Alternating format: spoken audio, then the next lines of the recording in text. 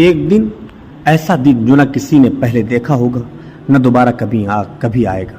ایسا دن جہاں انسان کی سانسیں رک جائیں گی پر زمین اور آسمان چیخ رہے ہوں گے. آسمان پکارے گا میری چمک جاتی رہی، زمین کہے گی میرے سینے میں جو کچھ تھا میں نے اگل دیا، اور انسان خوف میں لرزتا ہوا ننگے پاؤں ننگے بدن بھوکا پیاسا بے حال. سورج صرف 1 میل دور جسم جل رہا ہوگا، پھپھولے پڑ رہے، کپڑے نہیں ہے، سایہ نہیں، ہر طرف چیخو پکار ہے. کوئی اپنے بیٹے کو دھکیلتا ہے، کوئی ماں کو چھوڑ دیتا ہے، بیوی شوہر سے منہ پھیر لیتی ہے. ہر شخص کو اپنی ہی فکر ہوگی. انسان کا حال ایک نوجوان چلا آ رہا ہے، یا اللہ بس ایک بار واپس دنیا میں بھیج دے، نماز پڑھوں گا، زکوٰۃ دوں گا، ماں کی خدمت کروں گا. آواز آتی ہے ہرگز نہیں، یہ صرف ایک جھوٹی بات ہے جو وہ کہہ رہا ہے. اب کوئی وعدہ قبول نہیں، اب کوئی معافی نہیں. جہنم قریب لائی جا رہی ہے. 70,000 لگامیں، ہر لگام کو 70,000 فرشتے کھینچ رہے ہیں.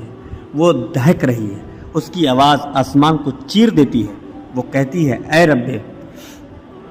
رب مزید لاؤ اور بھیج ان کو جنہوں نے دنیا میں تیری پرواہ نہ کی. یہ جہنم پکارے گی اور جہنم طلب کرے گی. لیکن ایک طرف کچھ چہرے ایسے بھی ہیں، وجوہ یومئذ ناظرہ الی ربہا ناظرہ، کچھ چہرے روشن ہوں گے، وہ اپنے رب کو دیکھ رہے ہوں گے. یہ وہ لوگ ہیں جو رات کی تاریکی میں سجدے کرتے تھے، جو نیکی کرتے تھے، گناہ سے بچتے تھے، آنکھوں کو جھکاتے تھے. سبحان اللہ. اب میزان لگتا ہے، حساب کا لمحہ ہے، چھوٹے چھوٹے اعمال تولے جاتے ہیں. زبان کا زخم، دل کا تکبر، آنکھ کا گناہ، سب کچھ لکھا جا چکا ہے. فرشتے کہیں گے جو کچھ اس نے کیا سب تیار ہے. اے دیکھنے والوں، اب بھی وقت ہے. یہ ویڈیو صرف ایک یاد دہانی ہے. کل ہم میں سے کوئی ہو سکتا ہے جو ان آوازوں میں چیخ رہا ہو. نماز قائم کرو، دلوں کو صاف کرو، لوگوں کو معاف کرو اور اللہ سے رجوع کرو. قیامت کے دن سب سے بڑا بد نصیب کون ہوگا؟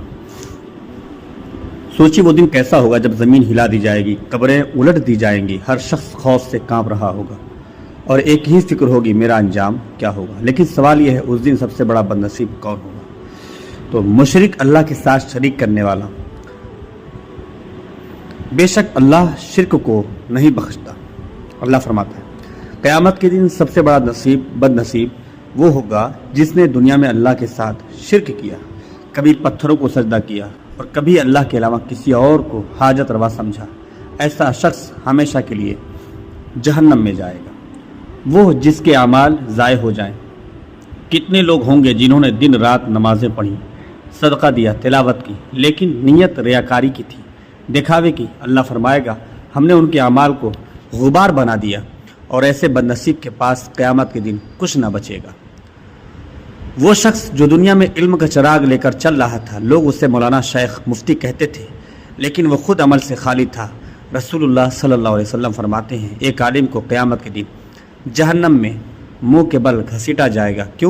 کیونکہ اس نے علم کو دنیا کمانے کا ذریعہ بنایا، نہ کہ اللہ کی رضا. منافق زبان پر کلمہ، دل میں کفر، نماز بھی پڑھتا ہے، روزے بھی رکھتا ہے، لیکن اصل چہرہ کچھ اور ہوتا ہے. اللہ فرماتا ہے منافق جہنم کے سب سے نچلے درجے میں ہوں گے. یہ ہے وہ بد نصیب جو ایمان کے نام پر فریب دیتا رہا. سب لوگ کہیں گے یا رسول اللہ صلی اللہ تعالی علیہ وسلم شفاعت کیجیے، مگر ایک بد نصیب ایسا ہوگا جس نے زندگی میں نبی صلی اللہ علیہ وسلم کی سنتوں کا مذاق اڑایا، ان کا نام لینے سے شرمایا، رسول اللہ صلی اللہ علیہ وسلم کی عظمت دل سے نہ مانی. ایسے بد نصیب کو نبی صلی اللہ علیہ وسلم بھی پہچان کر فرما دیں گے دور ہو جاؤ، تو نے میرے بعد دین میں تبدیلی کی. اور وہ شخص شفاعت سے محروم ہو جائے گا.